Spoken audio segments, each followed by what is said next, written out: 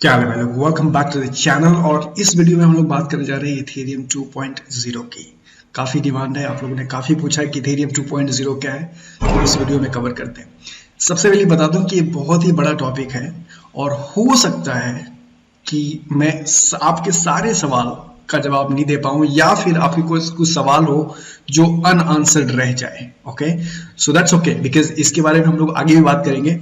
But मैं आपको एक ओवरव्यू देना चाहता हूं, एक प्लान देना चाहता हूं कि इथेरियम 2.0 का इनका अब तक का प्लान क्या है और आगे इनका किस तरह से ये टर्न आउट होगा पूरा इथेरियम 2.0।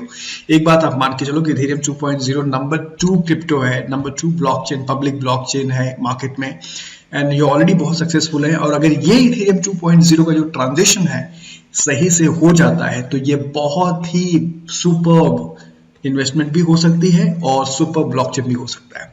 सो इस वीडियो में हम लोग दो तीन चीजें बात करेंगे। तो सबसे पहली बात, ऑफकोर्स प्राइस पे क्या इंपैक्ट हो सकता है लॉन्ग टर्म में, शॉर्ट टर्म में भी, क्योंकि बहुत सारे इथेरियम जाएंगे स्टेकिंग में।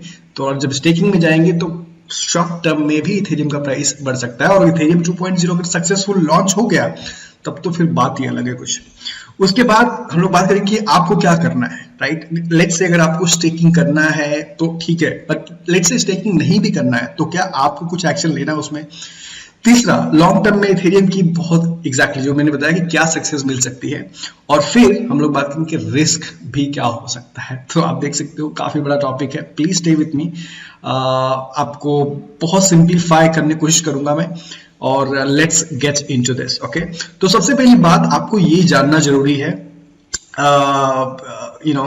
सबसे पहली बात कि of course 3 years time line है। तो ये जैसे मैंने उस दिन बताया था लाइव पे कि ये ऐसा नहीं है कि हालविन जैसा नहीं है कि कुछ 12 बजे 1 बजे अचानक हो गया। ऐसा नहीं है कि इथेरियम 1.0 से 2.0 ओवरनाइट या फिर एक हफ्ते में या 1 महीने में हो जाएगा, ऐसा नहीं है। ये बहुत पहले से ऑलरेडी इथेरियम 2.0 पे काम हो रहा है, पिछले 1-1.5 साल से हो रहा है। और अभी एटलीस्ट 2 से 2.5 साल लग जाएंगे जो यहां तक इन्होंने प्लान दिया है। तो एटलीस्ट 2-2.5 साल के बाद एक्चुअली इथेरियम 2.0 पे एक्चुअली इकोनॉमिक एक्टिविटी चालू होगी। जब तक सिर्फ ये प्लान है तब तक इस पे काम हो रहा है। तो एटलीस्ट 3 इयर्स का टाइम लाइन लेके चलो।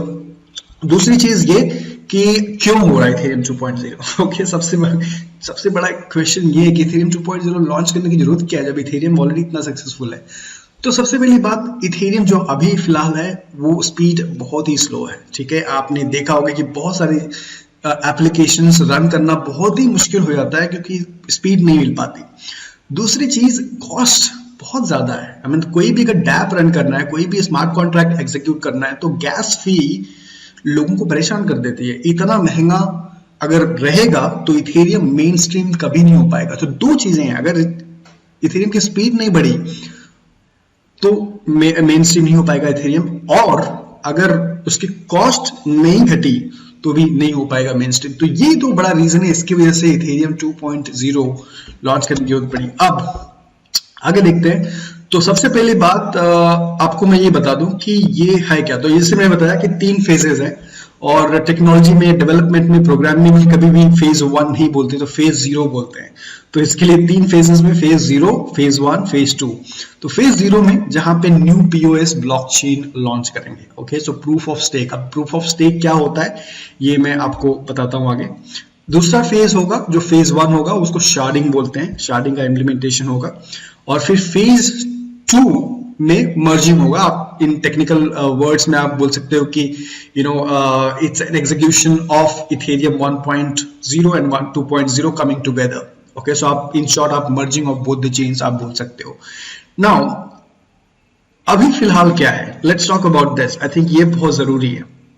तो फॉर एग्जांपल ये इथेरियम 1 है। ओके, जैसे मैंने बताया कि ओवरनाइट नहीं होगा और ये टाइम लगेगा इसको लिए। तो हम लोग इतना टाइम क्यों लग रहा है, क्योंकि हम यहाँ पे I mean Vitalik Buterin and team and जो डेवलपर्स हैं ये लोग एक नई चेन खड़ी कर रहे हैं, इथेरियम 2.0। तो एक नया ही ब्लॉकचेन क्रिएट कर रहे हैं। तो अभी ये इथेरियम 1 ब्लॉकचेन है जो चल रहा है, इथेरियम 2 ब्लॉकचेन बना रहे हैं। और ये मुझे जब मैं वीडियो बना रहा था तो मुझे बना रहा हूँ इनफैक्ट, तो मुझे याद आ रहा है कि बहुत सारे आईसीओज का, आपको आईसीओज मालूम है, बहुत सारे आईसीओज में आपने पार्टिसिपेट किया होगा और वहां पे आपको इथेरियम टोकन्स मिलते हैं और बाद में मेननेट लॉन्च होता है, राइट? याद आ रहा है? कहीं ना मुझे उसी की याद दिला रहा है, क्योंकि ऑलमोस्ट एक्चुअली वही होने वाला है, खाली फर्क इतना है कि यहाँ पे इथेरियम 1 भी मेन नेट है और इथेरियम 2.0 भी मेन नेट रहेगी, फर्क इतना ही है। बट यूजुअली आईसीयूज और बहुत सारे प्रोजेक्ट्स ने क्या किया, इथेरियम 1 पे अपना टोकन निकाला, बाद में 6 महीने बाद, 1 साल बाद, 1.5 साल बाद, 2 साल बाद अपना मेन नेट लॉन्च किया और बाद में टोकन स्वैप किया।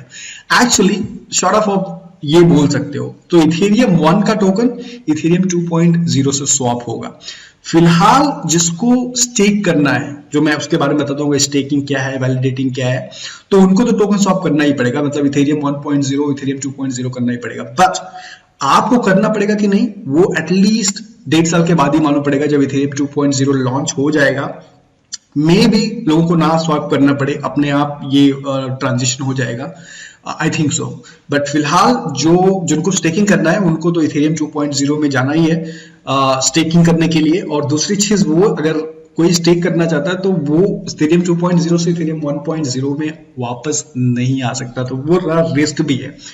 But anyway, let's start from the beginning. Okay guys, so ये मैंने बता दिया कि ये क्या होने वाला है। अब तो इसमें से पहला वाला उठाते हैं, फेज 0 उठाते हैं कि न्यू पीओएस ब्लॉकचेन 2020। तो ये मैंने आपको टाइमलाइन दिया कि 2020 में, इस साल by the end of June इनका प्लान है कि बीकॉन चेन बोलते हैं। तो ये वाली जो चेन है, कहाँ गई, बंद कर दिया मुझे लगता है, एक मिनट में खोल लेता हूं उसको। हाँ, तो जो ये वाली चेन है इथेरियम 2.0 को, ये स्टेज में इसको बीकॉन चेन बोलते हैं, बीकन चेन। सो आप इसको लेट मी ओपन दिस। सो ये जो चेन है ये बीकन चेन बोलते हैं। ओके, तो आप कंफ्यूज मत हो जाना अगर कोई बोला बीकन चेन क्या है।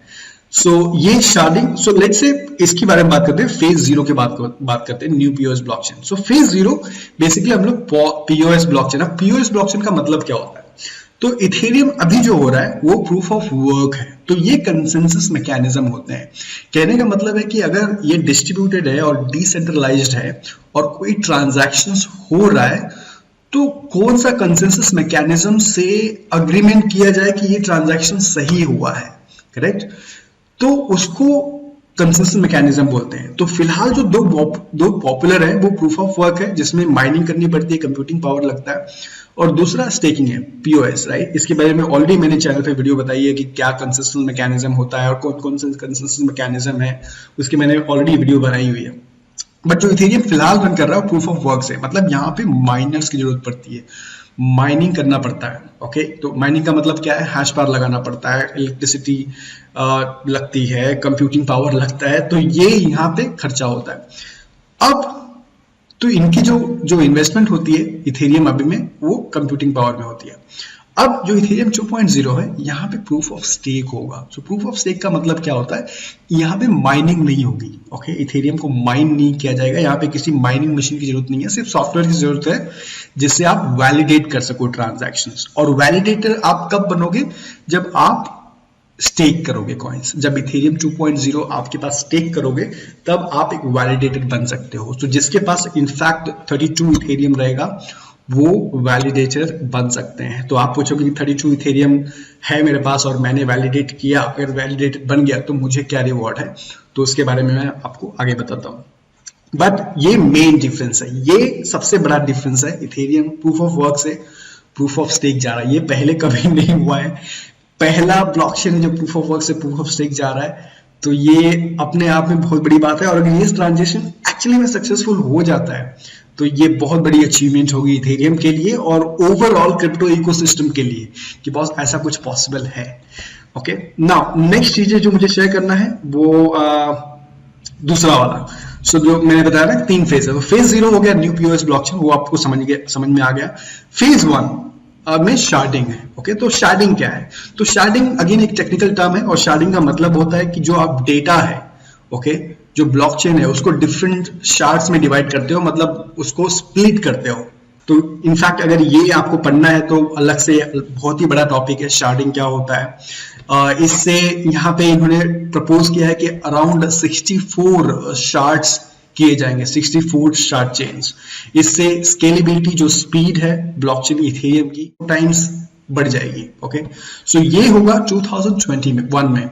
सो पहला जो स्टेज है 2020 का, जो बीकॉन चेन अभी तक लॉन्च नहीं हुआ है बीटा का, by the end of June शायद होगा, वो अच्छी बात है। उसके बाद सेकंड स्टेज शार्डिंग है। ओके, जैसे मैंने बताया, अगर आपको जानना है तो शार्डिंग के बारे में अलग ही एक बहुत बड़ा टॉपिक हो, आप इसको पढ़ सकते हो।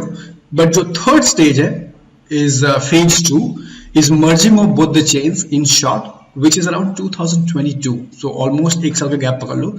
execution of meaningful actual transactions on Ethereum 2.0, मतलब यहां तक इस फेज तक तो कोई इथेरियम 2.0 पे ट्रांजैक्शंस नहीं होगा, कोई इकोनॉमिक एक्टिविटी नहीं होगी, कोई स्मार्ट कॉन्ट्रैक्ट नहीं बनेगा, सारे के सारे ट्रांजैक्शंस जो हैं वो इथेरियम 1 पे ही किए जाएंगे। जी हाँ, until 2021। so even though 2020 में शायद इस साल लोग स्टेकिंग करना चालू कर दें इथेरियम, बट उस पे ट्रांजैक्शंस अभी भी नहीं होगा, इथेरियम 1 पे ही यूज होगा, सब ट्रांजैक्शंस होगा। इथेरियम 2.0 का यूज फेज 2 में आएगा, जब एक्चुअली सारी दोनों चेन्स मर्ज होंगी और फिर एक्चुअल आप स्मार्ट कॉन्ट्रैक्ट्स, डैप्स वहां पे लोग एग्जीक्यूट कर पाएंगे। नाउ थोड़ा स्टेकिंग की बात करते हैं। यहाँ पे हम लोग ने पॉज के बारे में बात किया, तो आप पूछोगे कि स्टेकिंग में कैसा मैं कमा सकता हूँ, कितना कमा सकता हूँ। Okay, so here, so first of all एक चीज मैं आपको और बताना भूल गया, ये कि जब बीकॉन चेन लॉन्च करने के लिए एटलीस्ट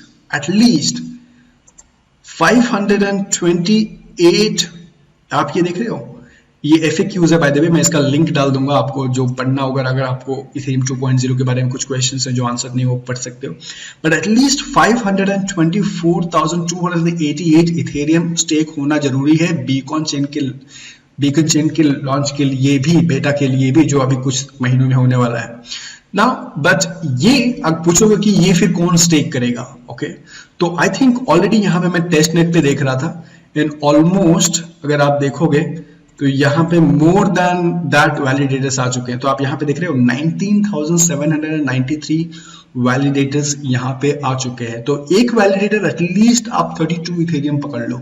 ओके, सो इजीली यहाँ पे लोग स्टेकिंग करने के लिए एक्चुअली तैयार हैं। ओके, अभी से स्टेकिंग करने के लिए तैयार है। जैसे मैंने बताया था पहले भी कि ये एक्चुअली रिस्क है, क्योंकि इथेरियम 2.0 लॉन्च होते होते बहुत टाइम लगेगा और आप इथेरियम 2 को इथेरियम 1 में कन्वर्ट नहीं कर सकते हो। तो कौन है वो लोग जो एक्चुअली चाहेंगे कि हाँ मैं उतना रिस्क लेने के लिए तैयार हूं, मुझे विश्वास है कि इथेरियम 2.0 सक्सेसफुल लॉन्च होगा और वही लोग स्टेक करेंगे, राइट, वही लोग वैलिडेटर बनेंगे।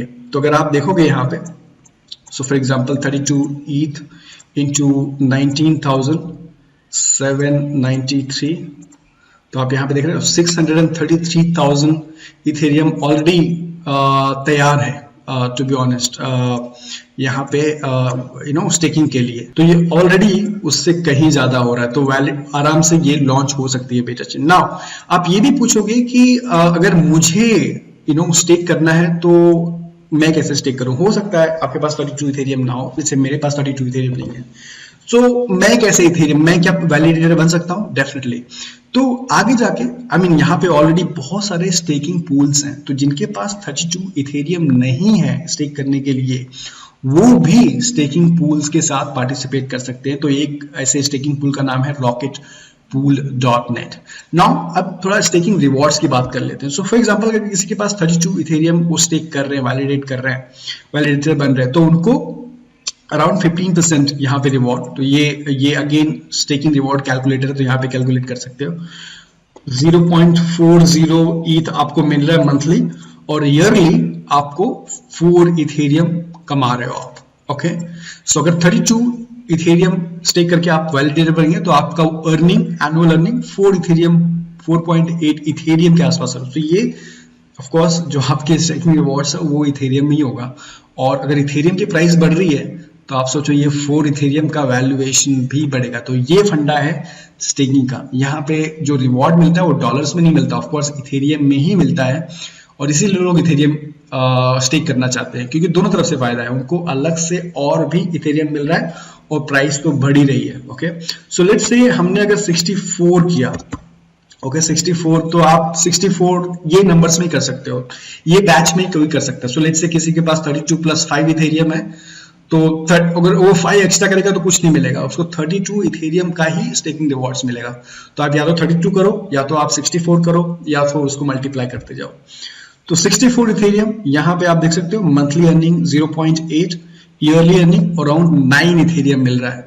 ओके, सो 64 ईथ इन्होंने स्टेक किया और एक साल में अराउंड 9 इथेरियम इनको स्टेकिंग रिवॉर्ड्स मिल गया। तो ये मेन चीज है जिसकी वजह से लोग इथेरियम स्टेक करेंगे और उनको कॉन्फिडेंस है कि यस इथेरियम 2.0 सक्सेसफुल होगा। क्या इससे प्राइस पे फर्क पड़ेगा शॉर्ट टर्म में? एब्सोल्युटली। अगर ज्यादा से ज्यादा लोग स्टेकिंग करना चालू कर देंगे तो आप सोचो जितने भी इथेरियम्स जा रहा है स्टेकिंग के लिए वो सर्कुलेशन के बाहर जा रहा है, राइट? जो भी कोई स्टेक करेगा वैलिडेट करेगा। और दूसरी चीज ये कि ये इथेरियम में वापस आ भी नहीं सकता क्योंकि ये ऑलरेडी इथेरियम 2.0 बन चुका है। तो यहाँ पे ये जो इथेरियम 1.0 की उसकी सप्लाई एक्चुअली कम होते जा रही है। ओके, सो यहाँ पे शॉर्ट टर्म में प्राइस में इंपैक्ट कर सकता है, बट ऑफ कोर्स यहाँ पे हम लोग लॉन्ग टर्म की बात करें कि लॉन्ग टर्म में इथेरियम पे क्या हो सकता है। तो अगर ये इम्प्लीमेंटेशन सचमुच में सक्सेसफुल होता है, अगर सचमुच में हम लोग इथेरियम 2.0 यहाँ पे देख पाते हैं, तो इथेरियम की स्पीड बढ़ जाएगी, इथेरियम रन करने की, स्मार्ट कॉन्ट्रैक्ट रन करने की कॉस्ट बढ़ जाएगी, और ये ओवरऑल इथेरियम 2.0 को मून तक लेके जा सकता है इन सिंपल लैंग्वेज। अगेन ये कोई फाइनेंशियल एडवाइस नहीं है, बहुत सारी चीज़ें बाकी हैं अभी होने के लिए, और ये टेक्नोलॉजी है, इसमें बहुत सारी चीज़ें गलत भी हो सकती हैं, सही भी हो सकती हैं। तो कोई भी इन्वेस्टमेंट कर रहा है तो उसको सोच समझ के इन्वेस्टमेंट यहाँ पे करना चाहिए। बट ये इन शॉर्ट ओवरव्यू है कि कैसे इथेरियम का 2.0 का प्लान है और इथेरियम 2.0 का मतलब क्या है। So in short Ethereum 2.0 will be a new token, it's be a new blockchain जो ऑलरेडी प्रोसेस में है, एंड होपफुली विद इन 2 साल में पूरी तरह फंक्शनल हो जाएगी। अगर आपके पास कुछ सवाल हो तो डेफिनेटली डालना, एंड हो सकता है मैंने कुछ शेयर ना किया हो जो आपको बताना हो तो प्लीज़ उसको कमेंट में बताओ। जैसे मैंने बताया बहुत ही बड़ा टॉपिक है और इसके बारे में हम लोग डिस्कस करते रहेंगे आगे भी। Alright, so thank you so much for watching guys, please like दबा देना, and I will see you guys in the next video. Take care.